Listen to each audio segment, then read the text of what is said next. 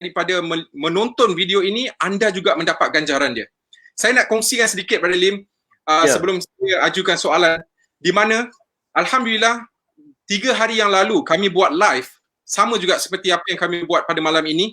Alhamdulillah ada juga orang-orang bukan Islam ataupun non-Muslim yang menonton, kemudian mereka mula untuk bertanya soalan melalui private message kepada Brother Lim, dan Alhamdulillah 2 orang telah pun memeluk agama Islam. Jadi bayangkan, kalaulah kamu menjadi asbab sebab kamu share video ni dan kemudian seseorang memeluk agama Islam, insya-Allah kamu juga mendapat ganjaran dia free of charge. Just click the button. Alright. Okey, baik. Dan sekiranya ada soalan, sila tinggalkan di ruang komen insya-Allah dan bagi tahu kami bagaimana video ni clear ke tak, suara jelas ke tak, dan anda sedang menonton di mana insya-Allah. Baik. Saya perkenalkan Brother Lim sedikit sebanyak. Saya sebenarnya dia ni orang kata tu dah renown lah. Tak payahlah saya nak cerita banyak-banyak. Ramai orang dah kenal dia. Tetapi memandangkan malam ini mungkin ada orang yang menonton yang belum lagi kenal Brother Lim. Saya ingin memberitahu bahawa Brother Lim merupakan pengasas bagi satu NGO di Malaysia, iaitu Interactive Dakwah dan Tarbiyah Association, dan beliau telah pun giat aktif dalam kerja-kerja dakwah lebih daripada 20 tahun. Dan kepakaran beliau adalah maqasid syariah dan juga perbandingan agama. Jadi kita ada satu tokoh, Masya Allah, tokoh yang sangat hebat bersama kita malam ini. Jadi saya mengajaklah sahabat-sahabat yang sedang menonton, sila tinggalkan ruang komen kalau sekiranya ada apa-apa soalan. Baik, tanpa melengahkan masa, saya terus ajukan soalan pertama. Saya rasa soalan ini sangat penting dan dia sangat sinonim dengan bangsa Cina. Kalau kita lihat di konteks Malaysia ini, Brother Lim, biasanya lah apabila seseorang itu memeluk agama Islam, secara automatik dia akan disuruh untuk tukar nama.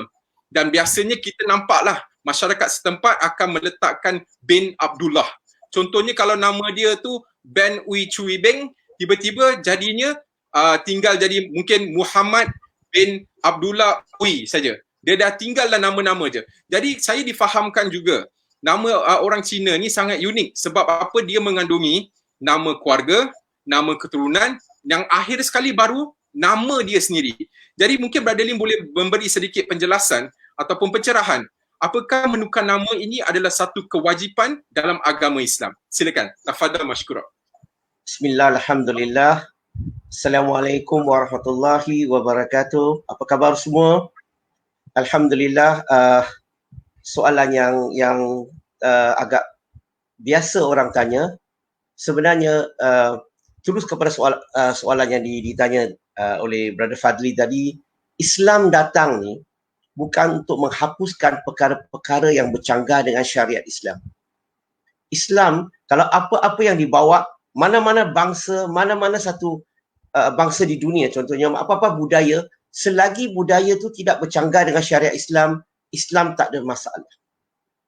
So, soalan tu tentang masyarakat Cina, tentang nama atau nama bapa. Ramai orang ingat bila seseorang tu masuk Islam, dia wajib tukar nama dia sendiri dulu. Adakah itu satu tuntutan ataupun itu satu cadangan saja? Dalam Islam, nama Islam definisinya adalah nama yang mempunyai makna yang baik, maksud yang baik. Tak semestinya perlu dalam bahasa Arab. Dia boleh dalam apa-apa bahasa pun. Yang penting maksud baik, makna yang baik. Contoh. Okey, nama saya Lim Jui Sun.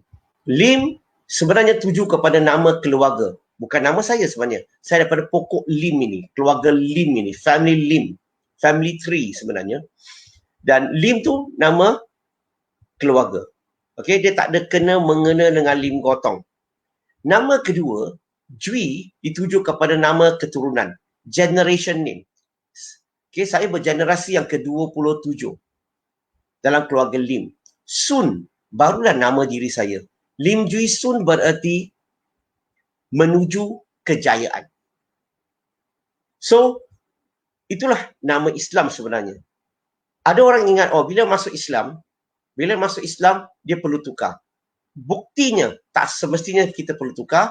Sahabat yang memeluk agama Islam, contohnya Salman Al-Farisi, Bilal bin Rabah, sahabat Nabi, yang memeluk Islam, yang mengekalkan nama Parsi, yang mengekalkan nama Afrika sebagai nama Islam mereka. Tetapi kalau itu tuntutan dalam Islam wajib tukar, Nabi akan suruh mereka tukar nama. Tetapi Nabi tidak buat begitu. Sebab bagi Nabi adalah nama Islam, nama selagi nama tu tidak mempunyai unsur syirik, nama tu tidak mempunyai unsur syirik kan, makna yang baik, itulah nama Islam. Maka Nabi tidak kacau nama orang. Tetapi budaya di Malaysia, bila seseorang tu masuk Islam, budaya kita ya, aku guna perkataan uruf. Budaya kita hari ini, kita suruh seseorang tu bila masuk Islam, tukar nama ke nama bunyi macam Arab, bunyi macam Melayu, maka itu nama Islam. Sebenarnya adakah ini salah? Sebenarnya itu tidak salah. Sebab ini budaya tempatan. Tujuannya untuk mudah untuk mengenali seseorang itu Islam ke tak Islam. Itu tujuannya. So seseorang tu masuk Islam, seseorang tu masuk Islam, dia mau tukar nama, boleh. Tak mau tukar nama pun boleh. Nama dirinya, nak tukar, boleh. Tak tukar pun boleh. Tapi bagi orang yang masuk Islam, masyarakat Cina, saya punya cadangan, kalau boleh jangan buang. Nama pertama, nama keluarga memang tak buang lah. Nama kedua tu kalau boleh jangan buang. Nak buang nama ketiga, no problem. Kenapa? Sebab nama kedua ni macam contoh. Saya generasi Jui, bapa saya Hong, Ling, Hong Nan. Hong tu generation 26 generation, 26 generasi. Jui 27 generasi. Anak saya Ming 28 generasi. Kalau saya buang Jui, seolah-olah saya putuskan hubungan saya dengan keluarga dah. Maka kadang-kadang keluarga sangat marah sebab anak tu buang nama generasi. Seolah-olah dia terputus hubungan dengan keluarga tu. Sebab Islam tidak suruh kita putus hubungan dengan keluarga yang bukan Islam. So, itu yang pertama secara ringkas. Nama Islam, nama yang mempunyai makna yang baik, maksud yang baik, tak semestinya perlu dalam bahasa Arab, tak semestinya perlu dalam bahasa Melayu. Tapi kalau orang yang nak tukar, nak tambah, boleh. No problem. Yang kedua, tentang tukar nama bapa pula. Budaya di Malaysia mungkin agak lama. Mungkin dalam 50 tahun, 60 tahun di Malaysia, mengamalkan bila seseorang tu masuk Islam, disuruh tukar nama bapa kepada bin Abdullah atau binti Abdullah. Tukar nama bapa kepada bin Abdullah atau binti Abdullah, adakah itu ajaran Islam? Kalau kita nak tahu ya ke tidak, mungkin ada beberapa perkara yang kita boleh buat. Contohnya, kita lihat sahabat-sahabat yang masuk Islam zaman Nabi Muhammad SAW. Ada tak mereka masuk Islam dan tukar nama bapa kepada bin Abdullah atau binti Abdullah? Ada ke tidak? Itu soalan pertama. Yang kedua, tukar nama bapa kepada bin Abdullah atau binti Abdullah, dia adalah budaya di Malaysia atau budaya di Nusantara. Tapi budaya ni sedikit menyusahkan. Kenapa? Sebab dia bercanggah dengan ayat Quran, dia bercanggah dengan hadis-hadis. Saya bagi contoh. Nabi Muhammad SAW pernah mengambil seorang anak angkat yang bernama Zahid bin Harizah. Dan kemudian, bila ambil dia sebagai anak angkat, masyarakat mula panggil Zahid bin Muhammad. Mula tukar nama bapa kepada Muhammad. Kemudian, mereka berhijrah ke Madinah, Allah turunkan wahyu. Surah Al-Ahzab surah 33 ayat 4 dan 5. Dan perintahkan Nabi. Yang Allah berfirman yang bermaksud, letak balik nama bapa asalnya. Itu lebih adil dalam sisi Allah. Allah perintahkan Nabi, letak balik nama bapa asalnya. Tak boleh tukar nama bapa dia. Walaupun you ambil dia sebagai anak angkat, tetap dia bin kepada bapa dia. Mungkin ramai di kalangan penonton yang akan tanya, tapi kita cerita tentang konteks orang yang masuk Islam, mu'alaf. Ya, kalau kita lihat dalam Sahih Bukhari, Sahih Muslim, Sunan Abu Daud, ada 3 hadis sahih sabda Rasulullah SAW yang bermaksud, hadis ini rujuk kepada orang yang masuk Islam ya. Orang yang masuk Islam, Nabi suruh bagi mereka yang memanggil bapa mereka dengan nama yang lain, orang itu tidak akan masuk syurga. Maksudnya apa? Those who call their father with another name, they will not enter Jannah. So Nabi kata tak boleh. Kita tak boleh panggil bapa mereka selain bernama bapa asalnya. Satu lagi hadis dalam Sahih Bukhari, Sahih Muslim, Sunan Abu Daud, sekali lagi sebut tentang bagi mereka yang dah tahu tak boleh tapi masih lagi membenarkan orang panggil bapa mereka dengan nama selain bernama bapa asalnya, orang itu sudah jatuh ke dalam kekufuran. So hadis ini sebenarnya konteks dia terus kepada orang yang masuk Islam. Berarti daripada ayat Quran dan hadis ini jelas menerangkan bahawa sebenarnya larangan untuk kita tukar nama bapa. Larangan. Tukar nama bapa kepada bin Abdullah atau binti Abdullah. Tambahan satu lagi. Bagi mereka yang sudah tukar dan masuk Islam sudah tukar, mungkin dah dengar hujah ni mungkin agak risau. Jangan risau. Sebab apa? Pertama, tak ada salah. Allah tak akan salahkan kita. Sebab you masuk Islam, you tak tahu. Telah diberikan.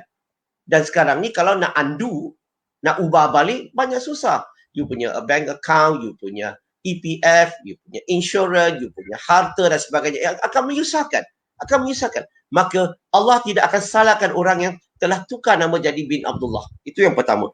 Yang kedua, tak salah juga bagi pegawai-pegawai Jabatan Agama juga. Sebab ini adalah SOP yang diberikan kepada mereka. Berarti semua masyarakat ni tak ada masalah. Hanya bila kita dah tahu untuk masa depan, kalau ada peluang, kalau bolehlah, saya galakkan, kekalkanlah nama bapa asal. Tak perlulah tukar nama bapa kepada bin Abdullah atau binti Abdullah. Wallahu alam. Baik, terima kasih Brother Lim atas penjelasan tadi. Saya rasa apa yang Brother Lim terangkan ialah apabila nama itu tidak ada percanggahan ataupun tidak ada maksud yang tidak baik, maksudnya orang itu tidaklah perlu menukar nama mereka. Contohnya kalau kita lihat pada zaman Nabi Muhammad SAW, ada sebahagian besar sahabat yang memeluk Islam tidak menukar nama kecuali kalau contohnya nama mereka tu mengandungi syirik. Macam contohnya digelarkan seperti Abdul Kaabah, hamba kepada Kaabah. Jadi orang itu disuruh untuk tukar nama sebab nama dia mengandungi syirik.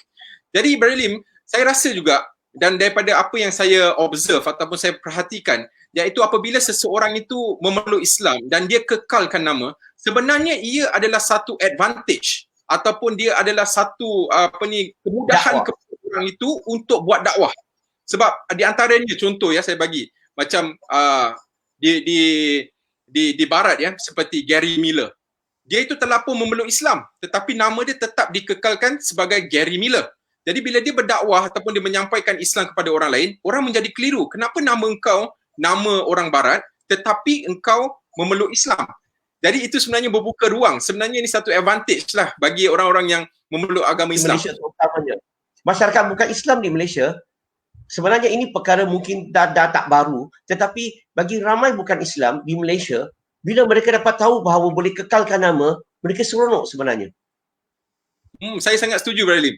Dan saya lihat juga ini sebenarnya mewujudkan satu lagi kefahaman yang bagus untuk mereka yang mungkin hati mereka tu baru nak berjinak-jinak, seperti yang mana Allah Subhanahu Wa Taala berfirman mu'allaf qulubuhum, iaitu hati mereka tu baru nak berjinak. Jadi kalau sekiranya dia tahu bahawa Islam itu tidak menekankan untuk menukar nama, sebenarnya itu yang boleh membawa mereka lebih dekat kepada Islam, bukan menjauhkan mereka daripada Islam. Baik Brother Lim, saya nak sambung daripada bab nama tu. Daripada pengalaman Brother Lim sendirilah, pernah tak jumpa orang Cina sendiri yang masuk Islam tapi dia pilih untuk kekalkan nama sebab alasan yang sama, iaitu dia tak nak buang nama keluarga dan tidak mau buang nama keturunan. Silakan. Bismillahirrahmanirrahim. Kalau ikut pengalaman saya, mungkin kalau ikut pengalaman saya rasa kemungkinan besar saya orang yang pertama yang mula mengekalkan nama Cina sebagai nama Islam saya. Tapi sebenarnya untuk mengekalkan nama ini makan masa sekurang-kurang 5 tahun. Naik turun untuk berdialog untuk mendapatkan kelulusan ini. Alhamdulillah. So, dan selepas itu, Alhamdulillah, ramai orang, masyarakat, saya cerita tentang masyarakat Cina dulu, ramai masyarakat Cina yang bila dengar saya boleh kekalkan, mungkin hati mereka sebelumnya ada minat, Tapi bila dengar boleh kekalkan nama, dengar tak payah tukar nama bapa, ramai yang berlumba-lumba memeluk agama Islam. Dan Alhamdulillah, saya lebih kurang tak tahu nak cerita macam mana, tiap-tiap hari ataupun tiap-tiap minggu ramai je orang bukan Islam yang ingin nak tahu tentang Islam, ingin nak belajar, ingin kadang-kadang bukan nak tahu pun, sekadar nak tanya soalan, nak berdialog, dia akan hubungi dan kami akan jumpa, kita akan bincang. So disebabkan ramai orang yang tertarik mula dengan nama je. Mula ini macam seolah-olah dipanggil apa? Dia punya turning point tu, ataupun dia punya trigger tu, dia punya key yang trigger dia, oh wow, I want to know more. Macam tu. Baik, Brother Lim, you cakap tadi mengenai orang yang datang untuk bertanya dan sebagainya. Kita tahu bahawa 3 hari yang lalu disebabkan orang share video yang kita buat live ni, ada orang lain daripada friend list dia yang bukan Islam telah pun menonton dan kemudian PM you punya page. Dan selepas you menerangkan Islam kepada dia, dia telah pun memeluk Islam. Dan saya nak tanya Brother Lim, pendapat Brother Lim, ada tak kelebihan orang yang masuk Islam beza dengan orang yang lahir Islam? Mungkin Brother Lim boleh memberi sedikit pencerahan dekat sana. Apa bezanya? Bismillah, alhamdulillah. Yang pertama, bagi orang yang lahir Islam, alhamdulillah, sebab Allah telah takdirkan dia dilahirkan dalam ibu bapa yang beragama Islam. Alhamdulillah. Tetapi lahir dalam keluarga Islam tidak semestinya orang tu beragama Islam. So ibu bapa lah. Ibu bapa orang Islam, masjid surau, semua ni berperanan untuk mengajar, mendidik mereka supaya betul-betul memahami, betul-betul menghayati agama Islam. So kadang-kadang di Malaysia ni kadang-kadang we take things for granted. Oh, kita kata dia lahir Islam, dia garanti Islam, maka dia tak boleh pergi mana-mana agama. Saya rasa tidak cukup ya sekadar lahir dalam keluarga Islam, tapi kita kena mengajar dia, mendidik dia sehingga ajaran Islam yang sebenar dapat masuk dalam dirinya. Itu penting. So alhamdulillah, lahir Islam, advantage-nya, kelebihannya, Allah telah takdirkan lahir dalam keluarga. Maka dia lahir saja, mak bapa akan azan kat telinga. Lahir saja, dibesarkan dalam suasana keluarga yang beragama Islam, budaya Islam dan sebagainya. Lepas tu belajar kat sekolah pula, wajib belajar agama Islam. Maka untuk mudah untuk dia dapat message Islam, access Islamic information, untuk mudah untuk dia belajar untuk mengenali Islam. Dan di mana-mana kita pergi di Malaysia, banyak masjid surau yang juga menyediakan program-program kuliah, kelas dan sebagainya. So bagi lahir Islam lebih mudah. Tambahan lagi, kebanyakannya kelas di Malaysia yang ada dalam bahasa Melayu. Lagi mudah untuk mereka untuk memahami. So lahir Islam. Orang yang masuk Islam macam mana? Apa kelebihan? Yang saya nak cerita adalah bagi orang yang lahir, orang yang masuk Islam ini, yang pertama, bila dia berhijrah, bila dia tinggalkan kepercayaan lama kepada tauhid kepada Allah, syirik kepada Allah tinggalkan, dia tauhid kepada Allah, kelebihannya adalah pertama, semua dosa dia sebelum ini semua dihapuskan. Yang kedua, bila dia mengucap la ilaha illallah Muhammad Rasulullah, maka hadis dalam Sahih Bukhari ada hadis Nabi sebut yang bermaksud bagi mereka yang ada la ilaha illallah pasti dia akan masuk syurga. So kelebihannya bila seseorang tu mengucap 2 kalimah syahadah, dia pasti akan masuk syurga. Itu maksudnya mengucap dengan kefahaman, mengucap dengan ikhlas dan menerima ya. Okey, itu yang pertama. Yang kedua, bila seseorang masuk Islam, okey, kebaikan yang dia buat sejak kecil terhadap ibu bapa dia sehingga dia besar contohnya, semua kebaikan tu, ini ada hadis sahih. Okey, sebut tentang semua kebaikan tu akan dikira sebagai pahala bagi dia. Bukan saja itu. Dalam surah Al-Furqan, surah ke-25 ayat 70, dalam Quran Allah berfirman yang bermaksud bila seseorang tu sudah bertaubat, okay, sudah masuk Islam kan, maka Allah akan Allah akan tukar segala dosanya. Bayangkan ya, kalau dia ada satu dosa, ada dosa seperti satu bukit contohnya. Allah akan gantikan dosa ini, tukar jadi pahala baginya. Nampak tak? Kelebihan bila seseorang tu masuk Islam adalah dosa lama semua dihapuskan. Perkara yang baik yang dia buat sejak kecil sampai besar dikira balik. Dan dosa yang dia ada sebelum ini akan tukar jadi pahala. Dia punya yang angka tu, yang di amount tu akan tukar jadi pahala baginya. Berarti bila seseorang tu masuk Islam, bayangkan kalau tempat yang dia berada tu, contohlah, okey, berlaku malapetaka, contohnya berlaku gempa bumi atau berlaku bangunan tu runtuh, kalau orang tu meninggal dunia, apa akan berlaku? Dia begitu bersih, dia begitu suci. So bagi saya, dialah orang yang masuk Islam, kalau dia mati, insya-Allah dia akan menuju ke syurga dengan lajunya. Saya sudah lama Islam, sudah banyak kotor, mungkin saya ni orang last masuk. Wallahu alam.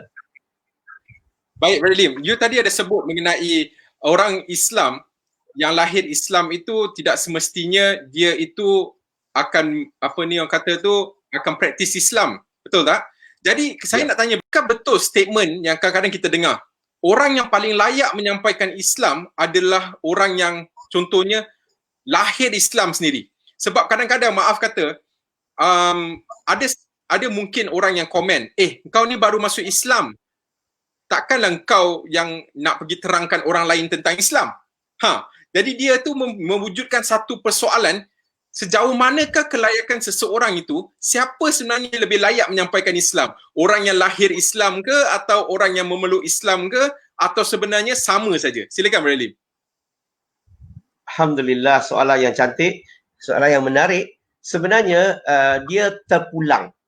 Dia tak boleh kata mana-mana satu yang lebih mudah, lebih hebat, lebih baik dan sebagainya. Terpulang. Contoh, ada orang kata, oh Lim, you masuk Islam senang untuk you terangkan Islam kepada orang bukan Islam sebab you faham. You pernah hidup sebagai bukan Islam, you faham keadaan mereka dan you juga faham soalan mereka. You faham budaya mereka. You faham kepercayaan mereka. Itu satu contoh. So orang ingat, mualaf orang yang masuk Islam lebih mudah nak menerangkan Islam. Itu satu hujah. Tetapi sebaliknya, bagi ada setengah-setengah orang bukan Islam, dia pula bila kita nak cakap Islam, dia kata, you baru masuk Islam ah. You punya Islam bukan original. Original Islam orang Melayu. Orang yang lahir Islam. Sebab mereka lebih faham. Mereka belajar sejak kecil. Mereka belajar sejak turun-temurun. So mereka lebih faham. So it depends. Berarti macam bila saya sampaikan Islam kepada non-Muslim, mungkin 80-90% alhamdulillah mereka mudah nak terima, mereka mereka minat untuk berbincang. Tetapi ada sebahagian 10-20% kadang-kadang mereka lebih suka dengar daripada orang Islam yang asli, orang yang lahir Islam. So it's subjective. Itu yang pertama. Yang kedua, saya rasa yang tengok mana satu lebih sesuai, lebih hebat adalah teknik penyampaian. Kalau orang tu tahu menyampaikan, kalau cara menjawab tu tepat, cara menjawab tu menarik perhatian, cara menjawab tu memang menjawab soalan yang orang tanya, okey, mengikut soalan non-Muslim tu, maka itulah lebih mudah. Maksudnya itulah lebih baik. Berarti very subjektif. Tak semestinya orang yang masuk Islam menyampaikan lebih baik ataupun orang yang lahir Islam sebenarnya lebih baik. Itu terpulang. Tengok keadaan. Wallahu alam. Baik Brother Lim, saya nak tanya juga Brother Lim, ni soalan masih dalam bab yang sama, iaitu kalau kita nak ambil dua perbandingan lah. Kadang-kadang orang kata, kenapa kita nak sibuk-sibuk pergi dakwah kepada orang bukan Islam, sedangkan orang Islam kita sendiri pun masih banyak yang tak mengamalkan Islam. Jadi persoalan saya ialah Brother Lim, adakah betul statement ataupun claim yang orang buat ni, ataupun Brother Lim ada pandangan lain? Alhamdulillah, soalan yang sering kali orang tanya bila saya bagi ceramah. So bagi mereka, ada orang berpandangan bahawa kita mempunyai ramai orang Islam yang masih lagi jauh daripada agama Islam, masih lagi keliru tentang Islam. So bagi mereka, daripada kita menyampaikan Islam kepada non-Muslim, lebih baik kita menyampaikan Islam kepada orang Islam sendiri. Sebab masih lagi ramai yang masih jauh daripada Islam. Bagi saya begini, contoh yang paling baik sama ada mana satu lebih sesuai. Okey, kita kena lihat contoh Nabi Muhammad sallallahu alaihi wasallam. Kalau kita lihat zaman Nabi Muhammad SAW, ada orang Islam, lahir Islam, ada orang yang bukan Islam. Zaman Nabi, ada non-Muslim, ada orang Islam. Tapi, ada tak orang Islam yang tidak mengamalkan Islam? Ada tak orang Islam yang tidak pergi bersolat berjemaah? Ada ke tak ada? Nabi sebut dalam hadis, Nabi rasa nak bakar rumah mereka. Maksudnya, zaman Nabi, ada tak orang yang jauh daripada agama Islam yang tak amalkan Islam? Yang lahir Islam tu ada kan? So apa Nabi buat? Nabi berhenti buat dakwah kepada orang bukan Islam ke? Fokus kepada orang Islam ke? Ataupun Nabi sambil tu berdakwah kepada orang bukan Islam, sambil tu berdakwah sesama orang Islam? Mana satu? Okay. Itu yang pertama. Yang kedua, kadang-kadang orang kata mana satu lebih penting? Mungkin saya nak lontar satu soalan cepu mas kepada semua. Mungkin siapa yang boleh jawab dalam komen ke? Kalau ada dua motor accident, boom. Okey, dua orang menggunakan motosikal ni langgar dan baring ke atas lantai. Satu baring tak bergerak langsung. Satu lagi baring tetapi sakit. Dia kata, oh sakit, kaki sakit. Kalau kita lihat keadaan sedemikian, mana satukah kita nak selamatkan dulu? Yang baring tak bergerak ke yang sakit? Mungkin ramai yang penonton yang akan kata, kita akan selamatkan yang sakit. Bagi saya, kalau kita lihat keadaan mana satu lebih penting, sakit tu buktikan dia hidup. Dia ada feeling. Yang baring tu yang kita kena selamatkan. Kalau kita nak hujah mana satu lebih penting, saya rasa yang baring tu lebih penting daripada yang sakit.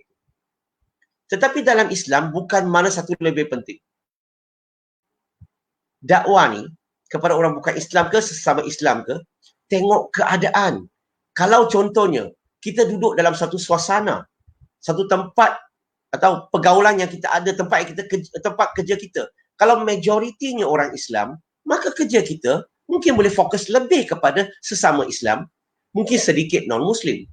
Tetapi kalau tempat yang kita kerja, tempat yang kita berniaga, tempat yang kita mengajar contohnya, kalau ramai orang bukan Islam, maka fokus kita adalah kepada dakwah kepada non-Muslim, sedikit kepada orang Islam. Berarti kita buat dua-dua ni seiring. Kita tidak pilih mana satu kita nak buat. Apa yang dekat, apa yang kita boleh sampaikan, kita sampaikan. Tapi bagi saya, kalau kita belajar ilmu dakwah kepada non-Muslim, maka automatically ilmu dakwah sesama Islam akan jadi mudah. Tetapi kalau kita fokus kepada dakwah sesama orang Islam, born Muslim, bila kita nak dakwah kepada orang bukan Islam, kita rasa susah. Sebab apa? Sebab kita tak biasa. Sebab kalau kita dakwah kepada non-Muslim, okey, hujahnya, okey, banyak yang kita boleh gunakan bila born Muslim tanya, akan jadi mudah. So itu sedikit pandangan saya. Wallahu alam. Baik, satu penjelasan yang baik Brother Lim. Sebab apa? Kadang biasa kita dengar lah orang kata, oh kita nak kena dakwah orang Islam dulu sebelum kita berdakwah dengan non-Muslim. Tapi daripada segi analogi yang Brother Lim kata tadi, memang sebenarnya kalau kita lihatlah, kita harus lihat berapa severe ataupun berapa pentingnya keperluan yang harus kita beri tumpuan kepada. Contohnya, kalau kita lihat, insya-Allah orang-orang yang Islam ni, dia masih bersyahadat. Masih ada peluang untuk masuk syurga, betul? Maksudnya di sini, kalau setidak-tidaknya lah dia melakukan kejahatan ke maksiat dan sebagainya, tiket untuk masuk syurga tu masih ada. Tetapi bayangkan orang bukan Islam, yang belum lagi kenal Islam, yang masih mensyirikkan Allah Subhanahu Wa Taala. Mereka itu chances ataupun peluang mereka untuk masuk orang kata tu kesudahan yang tidak baik tu lebih tinggi berbanding dengan orang yang dah telah pun Islam.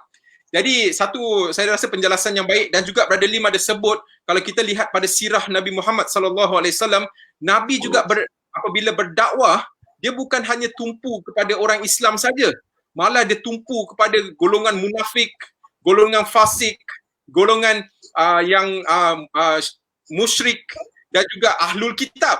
Banyak lagi golongan yang ditumpukan, pergi berdialog, pergi berbincang, pergi menyampaikan Islam dan sebagainya. Jadi saya rasa dakwah ini haruslah secara holistik, secara penuh, bukan hanya ditumpukan kepada satu golongan sahaja. Baik, Prelim, kita Masya Allah, kita dapat dekat sini banyak daripada komen yang orang tinggalkan bahawa mereka tu sedang menonton di merata Malaysia. Dan kita juga ada sahabat-sahabat kita daripada luar daripada Malaysia, iaitu daripada Indonesia yang sedang menonton, Masya Allah. Dan kita rasa bahawa Islam ni, kalau kita lihat, Brother Lim, tanah yang dulu kita, tanah nenek moyang kita, contohnya orang Melayu, malah di Indonesia, malah di Malaysia dan sebagainya, tanah ni dahulunya bukanlah beragama Islam, ya Brother Lim, kalau kita lihat pada sejarah. Jadi disebabkan niat-niat orang terdahulu ni, mereka mempunyai inisiatif ataupun tu mereka tu ada kecekalan hati untuk menyampaikan mesej Islam ataupun meneruskan misi Nabi Muhammad SAW, Islam itu sampai kepada kita. Bayangkan kalau mereka tu mempunyai perangai macam kita sekarang, tak nak buat dakwah, nak duduk saja. Saya rasa Islam tak sampai kepada kita. Mungkin hari ini kita masih sembah batu dan pokok. Kita tak tahu, Brother Lim. Okey, baik. Saya nak teruskan soalan seterusnya. Sebenarnya Brother Lim, dalam pengurusan saudara baru ni, kita selalu lihat bahawa mereka itu kadang-kadang melalui satu fasa hidup yang sangat susah.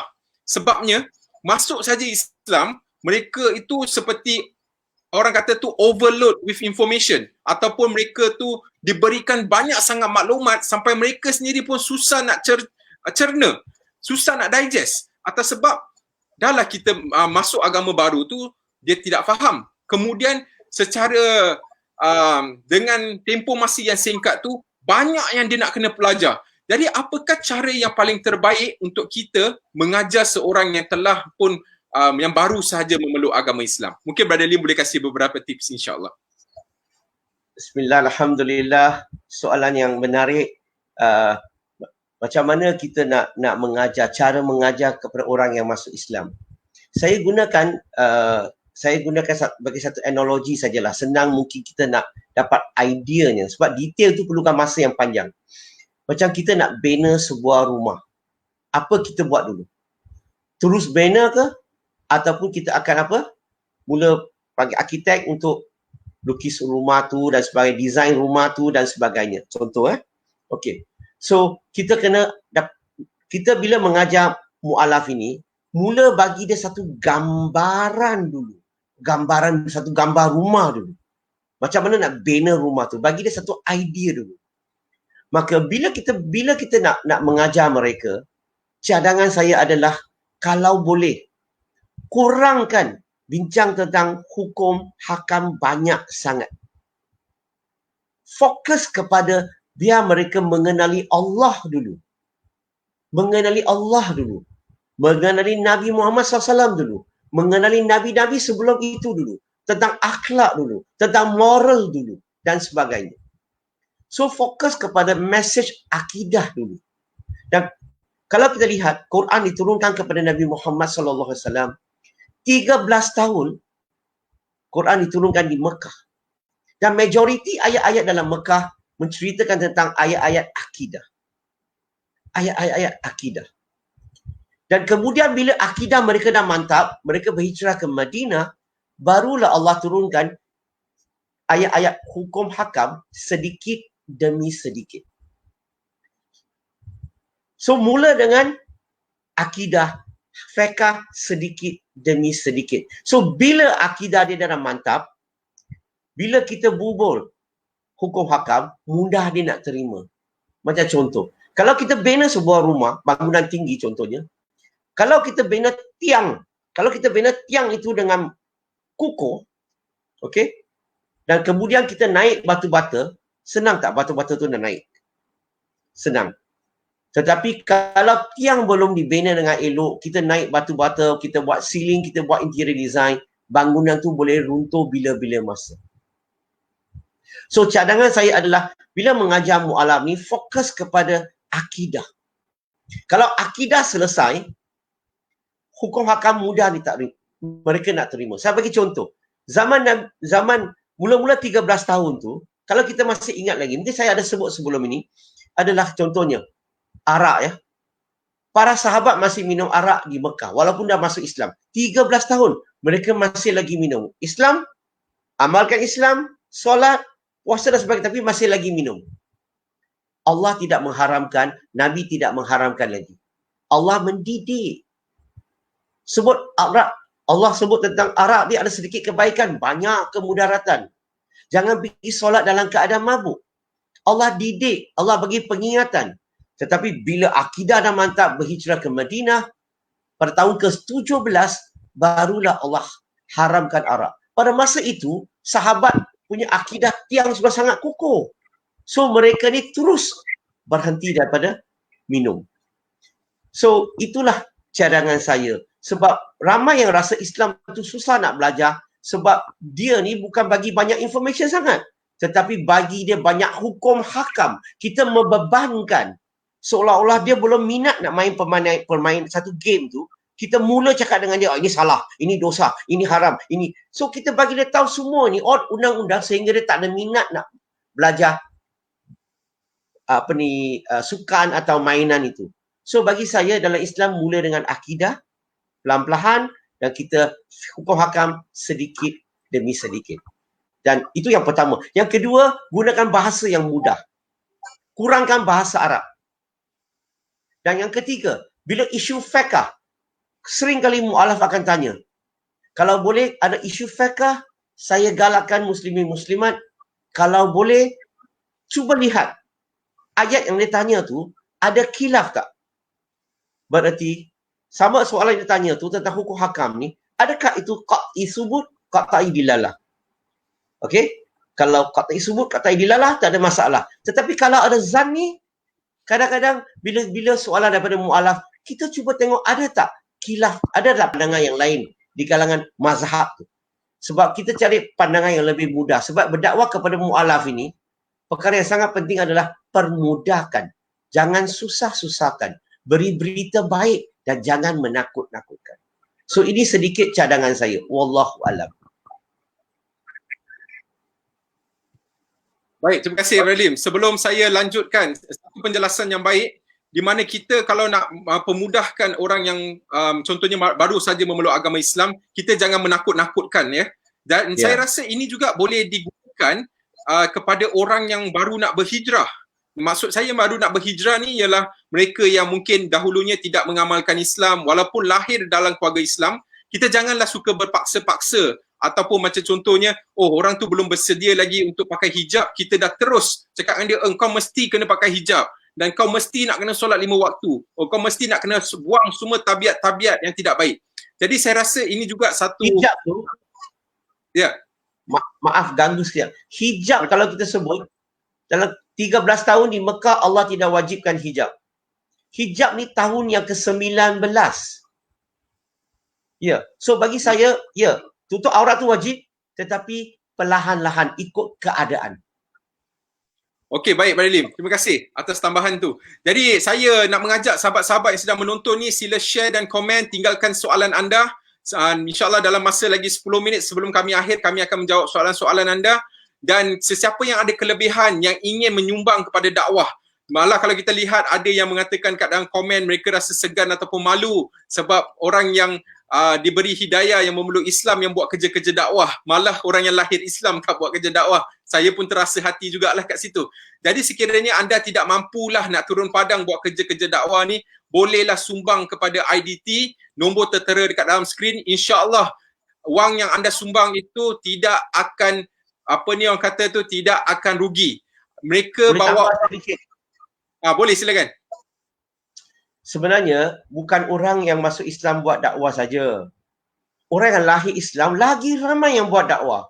Kita mempunyai banyak ulama-ulama yang ramai, mufti-mufti, ustaz-ustaz, ustazah-ustazah, hafiz dan sebagainya. Mereka buat dakwah sebenarnya. Mereka buat dakwah mengikut bidang yang mereka belajar.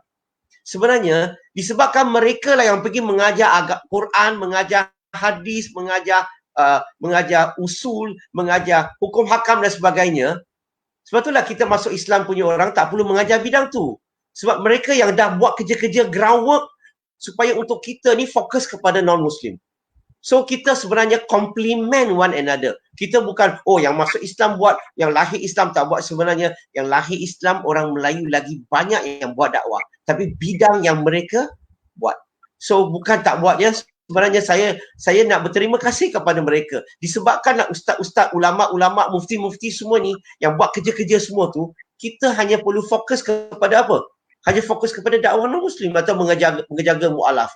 Kalau tidak, kita kena buat kerja-kerja semua tu yang mereka buat tu. So Alhamdulillah. So ingat, saya tak rasa orang yang masuk Islam tu yang banyak buat. Tidak. Hanya kita buat sedikit mengikut kemampuan kita. Kita doakan semoga Allah terima sedikit usaha yang kita buat. Amin. Okey, baik. Baik, terima kasih Brother Lim. Saya dapat soalan ni di ruang komen. Mungkin Brother Lim boleh memberi sedikit pencerahan daripada seorang yang telah kirimkan soalan awal lagi kepada private page Brother Lim, iaitu dia bertanya, dia merupakan salah seorang peserta daripada IDT Penang. IDT Penang ni ialah cawangan IDT yang baru sahaja bermula dekat Penang tak lebih daripada setahun. Dan dia tanyakan soalan ni, boleh tak dia bersedekah kepada orang bukan Islam? Sebab ada sebahagian orang Melayu mengatakan sebenarnya ianya lebih baik untuk kita berikan kepada seorang Muslim daripada kita berikan kepada orang bukan Islam. Jadi adakah mesej ini? Okey, terima kasih soalan yang tak tahu siapa yang tanya soalan tadi. Boleh tak saya sedekah kepada non-Muslim? Dalam Islam, sedekah kepada Islam ke, orang Islam ke, orang bukan Islam ke, Islam amat menggalakkan. Islam galakkan kita banyak bersedekah.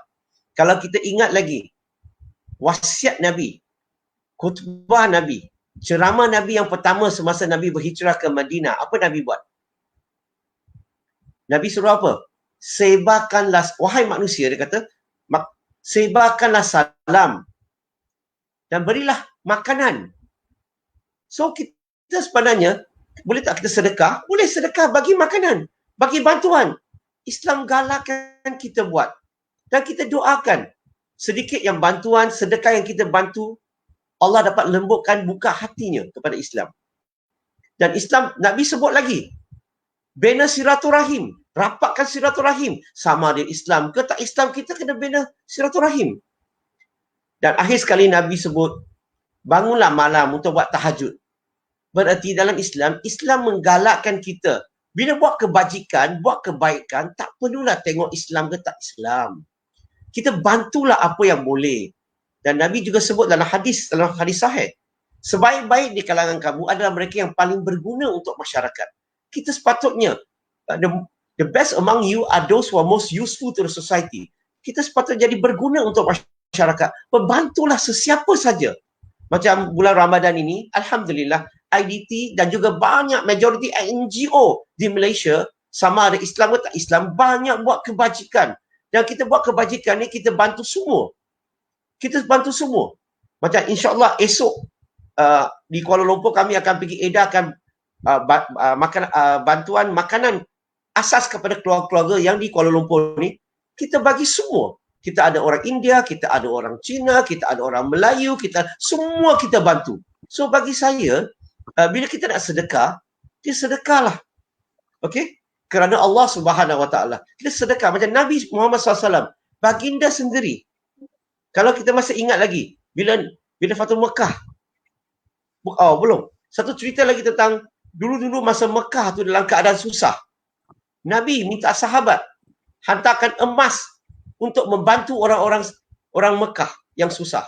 Tapi jangan lupa, orang Mekah dulu yang macam mana layanan mereka terhadap Nabi. Tapi Nabi tidak ada dendam. Nabi tetap hantar makanan walaupun mereka memusuhi Nabi. Tapi Nabi baik dengan mereka. Itulah dakwah.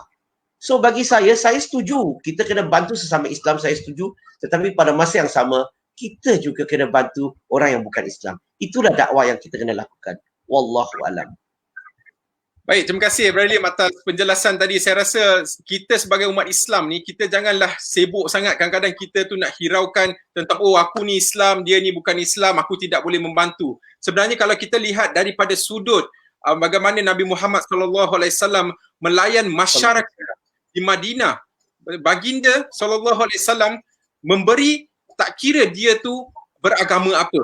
Kalau seseorang itu memerlukan, baginda memberinya tanpa melihat dia tu warna kulit, agama dan sebagainya. Dan sebaik-baik contoh yang kita harus ikuti ialah Nabi Muhammad SAW. Saya nak baca ni satu yang sangat menarik daripada Cikgu Wong kita, Wai Kong Wong. Cikgu Wong ni pun salah seorang yang mengekalkan nama dia ya selepas memeluk Islam. Dia berkata, bila nak berdakwah dengan orang tak Islam yang baru nak kenal atau berjinak-jinak dengan Islam, jangan takutkan mereka dengan neraka. Lebih baik dedahkan mereka dengan keistimewaan akhlak Nabi Muhammad SAW. Saya rasa saya sangat setuju dengan statement ni Brother Lim. Sebab apa? Kalau orang tu, kita tak tahu daripada sudut apa yang Allah akan berikan dia hidayah. Mungkin dia tu selepas membaca satu ayat dalam Al-Quran, terbuka hati dia untuk terima Islam, ataupun dia terbaca tentang akhlak ataupun tentang sifat Nabi Muhammad SAW, kemudian dia jatuh cinta kepada Islam. Kita tidak tahu. Jadi saya rasa ini adalah satu komen yang kita boleh mengambil pelajaran juga daripada Cikgu Wong. Terima kasih Cikgu Wong. Boleh saya tambah sedikit? Boleh, silakan Brother Lim. Satu komen yang alhamdulillah sangat-sangat bagus, Cikgu Wong, Cikgu Wai Kong Wong. Macam mana nama dia? Wong Kong Wai ke? Mungkin begitu. Saya setuju. Sebenarnya kan Nabi dah sebut dalam hadis sahih tu, Nabi sebut tentang permudahkan, jangan susah-susahkan. Dan Nabi ingatkan kita, beri berita baik, jangan menakut-nakutkan. Ada setengah-setengah orang, mungkin pendekatan ini sesuai untuk setengah-setengah orang. Tetapi pendekatan yang menakut-nakutkan ini. Okey? Tapi bagi saya, Nabi suruh bagi berita baik. Saya lebih suka nak terangkan syurga. Allah nak kita masuk syurga. Allah buka pintu syurga untuk kita. Begitu mudah nak masuk syurga. Bila kamu ada la ilaha illallah, kamu pasti akan masuk syurga. Nabi sebut dalam hadis sahih. Dan Nabi sambung lagi kata, melainkan kamu ni tak nak masuk. Berarti, cerita perkara yang positif, yang mudah, bukan menakut-nakutkan. Sebab dalam Islam, kalau kita tengok macam mana Nabi berdakwah, Nabi sentiasa bagi berita baik kepada orang, bukan menakut-nakutkan orang secara umum. Wallahu alam. Okey, baik Brother Lim. Sebelum kita pergi ke komen seterusnya yang saya nak kongsikan, saya nak mengumumkan juga bahawa insyaAllah sebelum akhir program ini kita akan ada quiz di mana anda, siapa yang dapat jawab quiz dengan betul, dia akan menang satu buku tulisan Brother Lim. Jangan lepaskan peluang ni ya. Buku dia memang istimewa, dia fokus kepada dakwah. InsyaAllah. Baik, dan saya juga akan maklumkan pemenang untuk kuis semalam. Jadi siapa yang dah kirimkan jawapan tu, insyaAllah anda akan tahulah anda pemenangnya ataupun tidak. Baik, seterusnya ialah komen daripada sahabat kita yang bernama Sang Saka Hijau. Nama dia kencang sih. Dia berkata di sini, apakah betul pendapat saya, dakwah ni fokus pada semua orang, tak kira Muslim ataupun bukan Islam. Sebab bagi saya yang hidup di dunia ini, semua ada hak untuk memilih jalan yang benar. Islam pada pandangan saya adalah untuk semua manusia di bumi ni. Terima kasih Tuan Lim dan juga Brother Fadli. Jadi Brother Lim mungkin nak beri sedikit, tambahkan sedikit daripada apa yang telah disampaikan di komen ini. Tajuk hari ini menjawab soalan tadi. Nabi Muhammad SAW diutuskan sebagai rahmatul lil alamin. Rahmat untuk seluruh alam. Bukan saja manusia, seluruh alam. Islam ni diturunkan ni untuk semua. Sebab itulah kalau kita baca ayat Quran, Allah banyak cerita kepada non-Muslim lebih daripada 200 kali.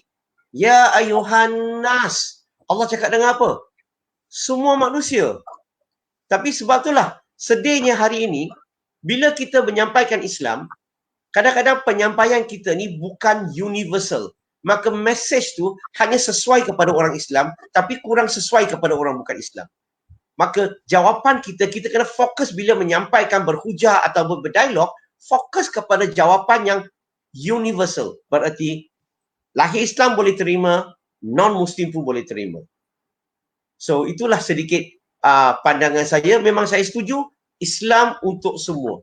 Tapi semua layak untuk mengenali agama Islam. Sebab itulah saya kadang-kadang pedas sikit boleh? Sikit-sikit pedas sikit. Bagi saya risaulah. Bukan you all lah, untuk saya saja. Saya risau kalau saya tak menyampaikan dakwah, saya akan didakwa di padang mahsyar. Saya takut.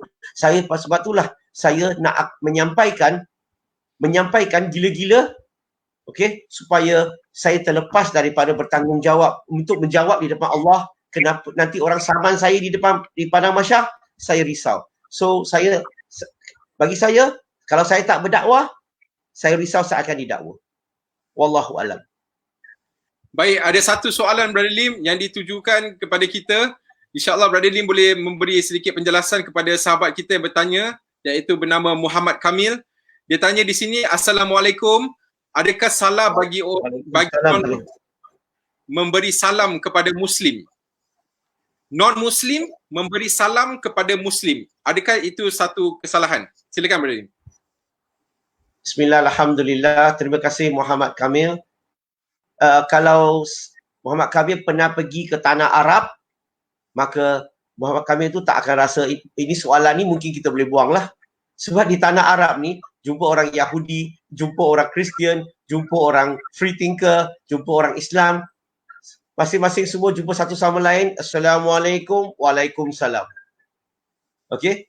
So, itu kalau di tanah Arab. But di konteks di Malaysia ni, sebab di Malaysia ni, kita punya kefahaman adalah Islam ni untuk orang Islam. Agama Islam ni bagi salam ni untuk orang Islam. Maka orang bukan Islam tak boleh. Betul ke? Sebenarnya pertama kita kena faham maksud perkataan Assalamualaikum dulu. Bagi salam dulu. Sebenarnya maksudnya adalah selamat sejahtera kepada kamu. Itu terjemah dalam bahasa Melayu. Kalau orang putih kata may peace be upon you.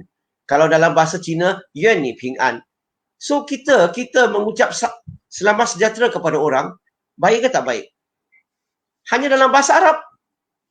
Dia bukan bagi salam ni orang Islam punya. Kenapa saya kata begitu? Sebab bagi salam, jawab salam ni, dia telah wujud sebelum kedatangan Nabi Muhammad SAW. Kalau kita baca kitab lama, kitab agama lain contohnya, kitab Yahudi, kitab Nasrani, dia ada sebut tentang Shalom alaikum. Dan jawabnya alaikum shalom. Nabi bagi salam, sahabat jawab balik. Dulu-dulu. Maka bagi salam, jawab salam ni perkara yang biasa. Tapi soalannya, boleh ke tak? Salah ke tak? Soalan dia, adakah salah? Kalau orang bukan Islam bagi salam. Bagi saya, pertama, dalam Quran, dalam surah An-Nisa, surah keempat ayat 86, Allah berfirman yang bermaksud, bila seseorang tu bagi suatu penghormatan kepada kamu, jawablah penghormatan tu dengan lebih baik ataupun sama. Dan kalau kita baca tafsirnya, dia sebut apa? Assalamualaikum. Berarti bila dia kata seseorang, dia tak kata sesama Islam. So bila non-Muslim bagi salam, kita jawab dengan lebih baik ataupun sama. So, salah ke tak salah? Allah perintahkan kita menjawab salam. So, mungkin di Malaysia ni kita tak biasa. We are not used to it. Keadaan kita. So sebenarnya bagi saya kalau non-Muslim ni dia bagi salam. Saya ramai non-Muslim bagi salam. Assalamualaikum Brother Lim. Terus saya cakap, saya akan jawab Waalaikumsalam. So kadang-kadang saya akan puji dia lagi. Sahabat, wow, you punya bacaan kadang-kadang lebih baik daripada orang yang lahir Islam. Wow, you cakap Assalamualaikum. Bacaan tu tajwid memang power. Tapi you tahu maksud tak? Saya terangkan. Tapi saya cakap dengan dia, kalau ini kamu sudah boleh baca. Kalau saya recommend you satu lagi bacaan, kalau you boleh hafal baca tajwid betul, lagi power. Orang Melayu lagi, orang Islam lagi respect you. Nak belajar? Okey, cuba. Ikut saya. Asyhadu an la ilaha illallah. So ajar dia. Dan saya terangkan dia. Maksudnya. Tahu maksudnya apa? Dia tak tahu. Saya naik saksi bahawa tiada Tuhan layak disembah melainkan Allah. Berarti dalam alam ini tak ada apa-apa layak disembah melainkan Allah. So kalau dia dah baca dengan elok, saya puji dia dan saya cakap dengan dia, Alhamdulillah, kalau you baca, kalau niat you jelas, kalau hati you terima, kalau baca yang apa you faham tadi, maka technically kamu telah beragama Islam. Walaupun kamu tak daftar tetapi kamu beragama Islam. Wallahu a'lam. Baik, terima kasih Brother Lim atas penjelasan tadi. Saya harap dapat menjawab soalan daripada orang-orang yang telah pun tinggalkan komen. Dan sekali lagi kami ucapkan ribuan terima kasih kepada semua yang telah pun komen pada malam ini. InsyaAllah saya nak ambil peluang ni Brother Lim untuk umumkan pemenang semalam. Pemenangnya ialah yang memiliki akaun Facebook, nama dia Rapman Studio. Dia mendapat soalan, mendapat jawapan soalan semalam itu dengan betul. Dan insyaAllah tim IDT akan hubungi anda dan kami akan arrange untuk kirimkan buku itu kepada anda insyaAllah. Baik, soalan pada malam ini ialah jawapan soalan ni sebenarnya senang saja. Saya rasa anda bolehlah jawab. Iaitu saya galakkan untuk kirimkan jawapan dia ke page Interaktif Dakwah dan Tarbiyah. Iaitu soalan dia ialah, perlukah seorang yang memeluk Islam itu menukar nama Islam? Ataupun kita kata, perlukah dia tukar nama dia semata-mata sebab dia telah pun peluk agama Islam? Okey, baik. Jadi sesiapa yang ada jawapan tu bolehlah kirim ke page Interaktif Dakwah dan Tarbiyah. Esok malam kami ada satu lagi sesi iaitu bersama Brother Lim dan juga Ustaz Abdul Razak.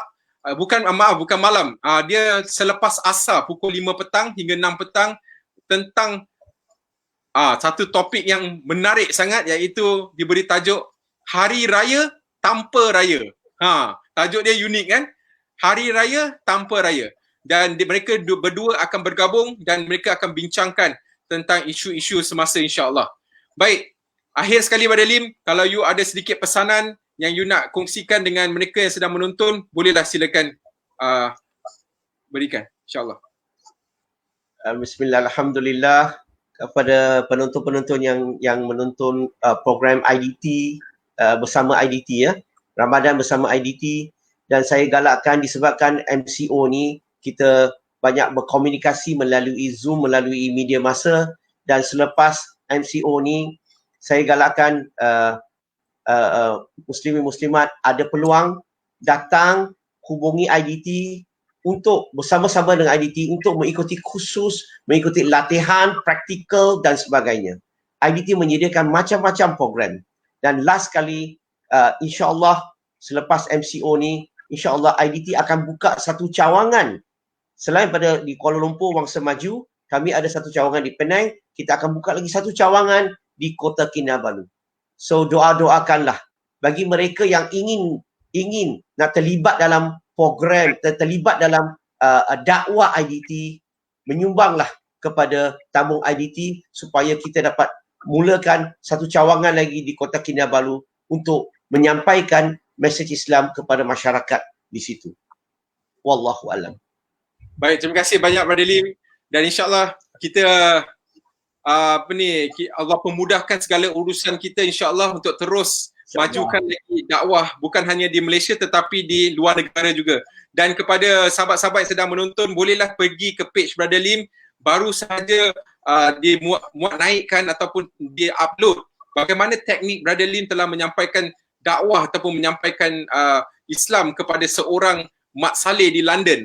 Mungkin anda boleh nonton video tu dan tinggalkan juga komen. Adakah itu satu cara yang sesuai ataupun satu cara yang tidak sesuai?